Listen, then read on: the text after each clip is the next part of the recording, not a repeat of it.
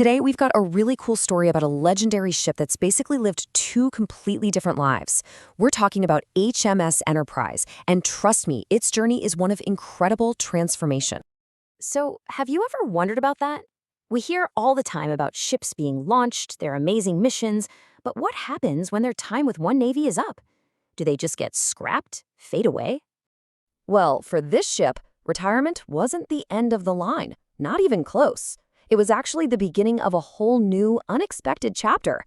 Its story was far from over. Okay, so to really get where this ship is going, we first have to talk about where it's been. Let's dive into the pretty incredible career of HMS Enterprise when it was with the Royal Navy. It was first commissioned way back in 2002, and it served for 2 solid decades, which, right there, tells you a lot about its reliability.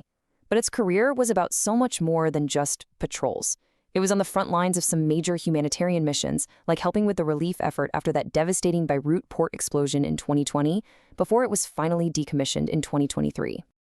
And you won't believe the distance this ship covered in that time. We're talking 500,000 miles. I mean, to put that into perspective, that's like sailing around the entire planet more than 20 times. Just an absolutely staggering amount of time at sea. And Enterprise wasn't just a workhorse, it was a real pioneer.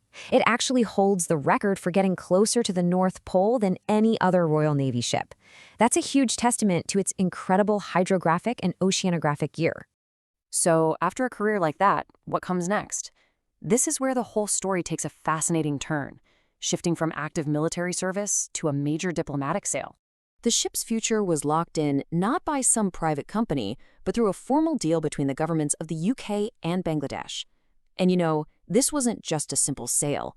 A move like this, selling advanced naval hardware, it signals a really deep level of trust and a serious commitment to a long-term partnership. And you don't have to take my word for it. The British High Commissioner to Bangladesh, Sarah Cook, really summed it up perfectly. She called the deal a reflection of the deep trust and cooperation between the two countries. All right, let's talk about the ship's new gig. Enterprise is trading the freezing waters of the Arctic for a totally new home and a super important mission in the Bay of Bengal. And to really get why this new role is so critical, you have to understand the Bay of Bengal itself. It's not just some body of water. For Bangladesh, it's an economic lifeline.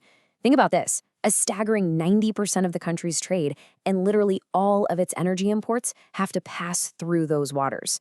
So keeping that area secure, yeah, it's a huge deal. And that new reality means its mission has completely shifted. With the Royal Navy, the focus was on global surveys and groundbreaking Arctic exploration. Now, for the Bangladeshi Navy, its new mission is laser-focused on its home turf, providing security and conducting research right there in the Bay of Bengal. So, what does this actually mean for Bangladesh out on the water? Well, this isn't just about adding another ship to the fleet. It is so much more than that. For Bangladesh, this ship represents a massive leap forward, both technologically and scientifically. It instantly gives the nation a much better ability to map, understand, and protect its own waters. And remember, in a low-lying region that's always dealing with cyclones, that kind of precise ocean data isn't just for making maps. It's absolutely vital for saving lives and protecting the economy. These new abilities really break down into two key areas. On the security side, it's a powerful new tool to fight things like piracy, trafficking, and illegal fishing. And just as important, on the science side, it throws the doors wide open for universities to do all kinds of new research, helping everyone get a much deeper understanding of the ocean and its resources. But, of course, a deal like this doesn't just happen in a vacuum. It sends a really clear signal on the world stage about alliances and what countries are prioritizing. This whole transfer is a very real, tangible piece of the UK's bigger foreign policy. It's them showing a serious commitment to maritime security and stability in the Indo-Pacific, which is becoming a more and more important region for the whole world. When you really break it all down, it's a win-win-win situation. The deal makes the bond between the UK and Bangladesh stronger, it makes the whole region more secure, and it kicks off new opportunities for some really important scientific teamwork. So in the end, this whole story is about continuation.